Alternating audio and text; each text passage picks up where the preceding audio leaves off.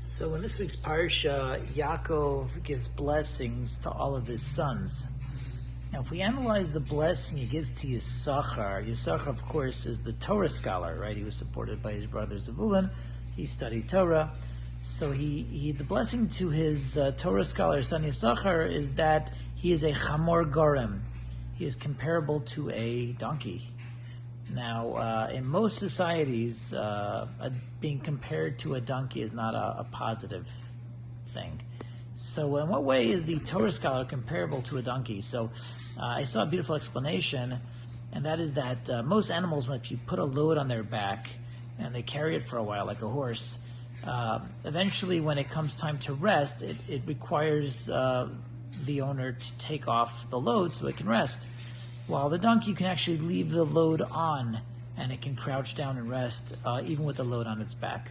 I can't attest to this. I've never traveled with a load on a donkey.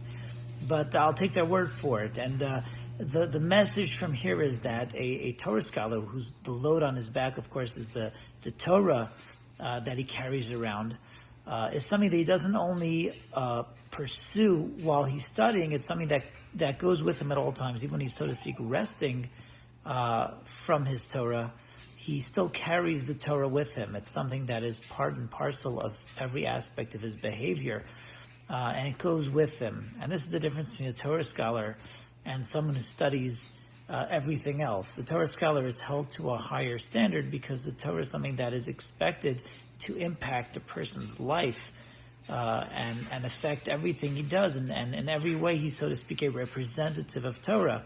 And if a Torah scholar would act inappropriately, it would be considered as if he is being a disgrace to Torah as a whole.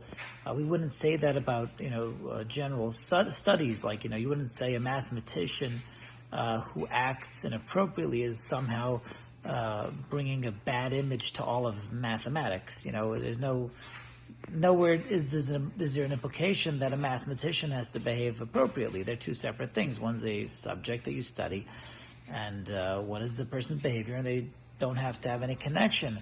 But Torah is not like that. Torah is expected to be on a person's back at all times and impact the way a person behaves. And in every element of how a person behaves, we're supposed to be able to say, Ashrecha, Shalom HaTorah, Ashrei Horav. How fortunate is this person to have studied Torah? How fortunate is the person's parents that brought him into the world. He's supposed to be a Kiddush Hashem in all of his ways.